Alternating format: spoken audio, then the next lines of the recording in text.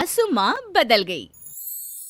कहानी उस घर की है जहाँ बहू और बेटी को एक माना जाता था, लेकिन फिर अरे शिखा बेटा, तू रसोई में क्यों घुसी रहती है? जा, रोटी मैं बना लूंगी। नहीं नहीं माँ जी, आप बैठिए, बस सारा खाना बन ही गया है। श्वेता को बोल देती हूँ, वो खाना लगा देगी सबका। सॉरी भाभी, मेरे पास वक्त नहीं है। माँ, मुझे पैसे देना, पार्लर जाना है। हाँ हाँ चली जाना, भाभी को भी ले जाना। वो भी जाने को बोल रही थी पार्लर, पर पहले ना मदद कर दे उसके खाना लगाने में। देख माँ, वो बहू है, उसे बहू रहने देना, इतना सर पर मत चढ़ा भाभी को। श्वेता, ज्यादा मत बोला कर। बहू और बेटी में कोई फर्क नहीं होता है। जा जाकर काम कर। ननद को माँ का भाभी से इस तरह प्यार करना बिल्कुल अच्छा नहीं लगता। वो बार बार किसी न किसी तरह माँ को भाभी के खिलाफ भड़काती रहती, लेकिन कोई फायदा ना होता। एक रोज, अरे बेटे किशन, जा बहू को कहीं घुमा कर ला, सारा दिन घर में काम करती रहती है। हाँ माँ, हम लोग जा रहे हैं ना गोवा। अच्छा जी, भाभी ने तो हमें बताया भी नहीं। वैसे तो सारी पंचायत करती है, ये गोवा वाली बात क्यों छुपा गई हमसे? अरे क्योंकि उसे खुद नहीं पता था बहन। मुझे टिकट सस्ती मिल रही थी तो मैंने बुक कर दिया। हाँ शिखा, पैकिंग कर ले, संडे हम जा रहे हैं गोवा। दोपहर में शिखा पैकिंग कर रही थी कि सास आ जाती है। ये क्या बहू, साड़ियाँ? अरे गोवा जा रही है घूमने या फिर शादी में मायके हैं? माँ जी, ऐसा कुछ है ही नहीं, समझ में नहीं आ रहा क्या रखूं कपड़े में। अरे तेरी और श्वेता की साइज तो एक ही है, उसके कुछ मॉडर्न कपड़े ले ले, आकर लौटा देना। हाँ माँ जी, ये ठीक रहेगा। शिखा श्वेता के पास जाती है और उससे कपड़े मांगती है। ना जी ना, मैं अपने कपड़े ना दूं, वैसे भी फैल जाएंगे मेरे कपड़े, बहुत महंगे वाले हैं। शिखा मुंह लटकाकर कमरे में आ जाती है तो सास कहती है, चल तैयार हो जा, तुझे मैं शॉपिंग करा कर लाती हूँ गोवा की। बस फिर क्या था, सास बहू निकल जाते हैं मार्केट और एक से बढ़कर एक ड्रेस खरीद कर घर आते हैं।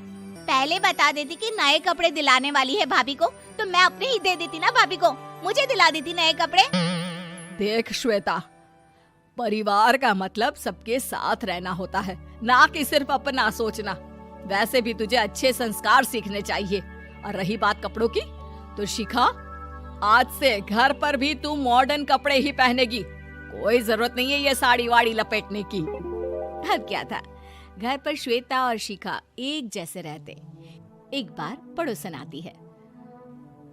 अरे बेटा, अपनी माँ को तो बुलाना, जरा बात करनी है। शिखा सास को बताती है और रसोई में चली जाती है। ये आपकी बेटी बहुत बड़ी हो गई है, इसके लिए एक रिश्ता है, कहो तो बता दूं। ये बेटी नहीं बहू है, घर में सब एक जैसा ही रहता है। वैसे मेरी बेटी भी बड़ी हो गई है, कोई रिश्ता हो तो जरूर बताना। पड़ोसन रिश्ता लेकर उन लोगों के घर आती है। तब श्वेता की होने वाली सास कहती है, तो ये घर है, कितने मंजिल का है? और ये बहू ने आपकी क्या पहन रखा है, जीन्स टॉप? अरे भाई, साड़ी वाड़ी नहीं है क्या इसके पास? देखिए, सर्दी है तो साड़ी में बहू कैसे मैनेज करती, वैसे पहनती है साड़ी भी। देखिए, हम लोग ठहरे पैसे वाले लोग, कोई कमी नहीं है हम लोगों के पास पैसों की, बहुत पैसे हैं, जमीन, नौकर चाकर, कार, सब कुछ है, लेकिन घर में संस्कारी बहू चाहिए, समझ रही हैं ना आप?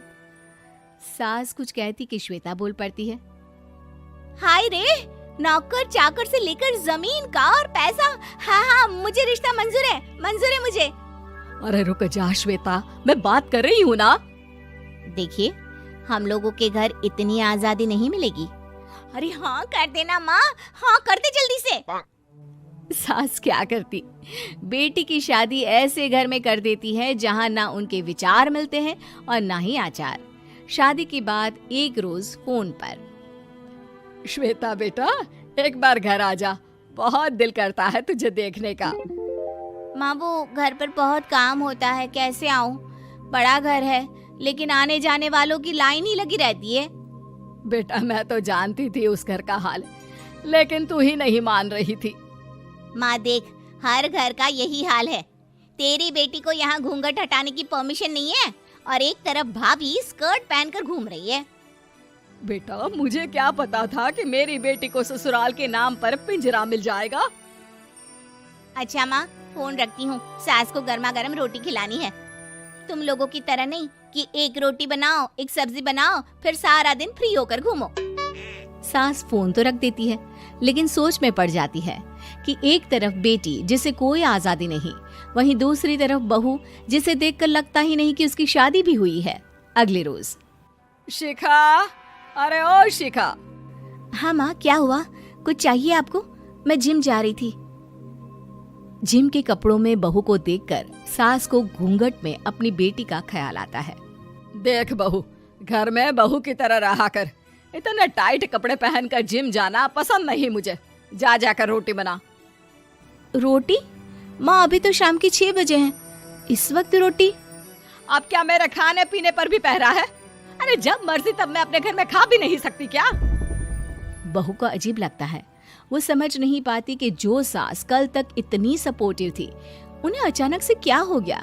वो किचन में जाती है, गरम रोटी के साथ 2 तरह की सब्जी, रायता, सलाद सब लेकर सास के पास आती है। माँ जी, खाना। इतना सारा खाना? राक्षस समझा है क्या मुझे? रोटी मांगी थी मैंने गर्मा गर्म बस। पर माँ जी, रोटी खाती किससे आप? सब्जी तो बनानी थी ना।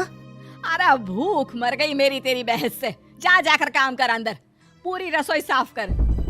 बहू अंदर चली जाती है। थोड़ी देर में श्वेता घर आती है। अरे शिखा जल्दी से चाय ला, पकवान बना, मेरी बेटी आई है। अरे नहीं नहीं माँ, ड्राइवर बाहर खड़ा है। मैं तो घर का कोई सामान खरीदने के बहाने यहाँ आ गई हूँ, मुझे जाना होगा। अरे बेटा, पर कितने दिनों बाद देख रही हूँ तुझे, रहने आ जाना 2-4 दिन के लिए। आ जाऊंगी माँ, जब मेरी सास मरेगी तब। मैं तो रोज मन्नत मानती हूँ कि मेरी सास मर जाए तो अच्छा है। अच्छा चल, जा रही हूँ माँ। हे भगवान, कैसे कैसे दिन देखने पड़ रहे हैं मेरी बेटी को।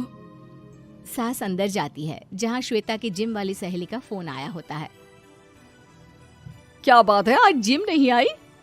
अरे पता नहीं यार, आज माँ को क्या हो गया अचानक।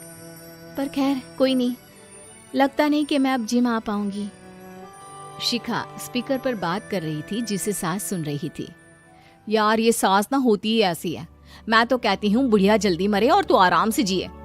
शिखा को सहेली की बात पर गुस्सा आ जाता है। माँ के मरने की कौन सा बच्चा दुआ मांगता है मोहिनी? आगे से ऐसी बात मेरे सामने मत करना। हमारे घर की शोभा ही माँ है। क्या हुआ जो थोड़ी शक्ति दिखा रही है? उसमें भी कोई ना कोई उनकी भलाई ही होगी। मैं तो कहती हूँ भगवान मेरे जैसी सास सबको दे, जो सिर्फ माँ की तरह है। सास वाली तो कोई बात ही नहीं है उनमें। सास ये बात सुन रही थी। उनकी आंख में आंसू आ जाते हैं कि क्यों वो बेटे की किस्मत में बहू को भी भागीदार बना रही थी। शिखा, अरे ओ शिखा, क्या हो गया? जिम नहीं जाना क्या?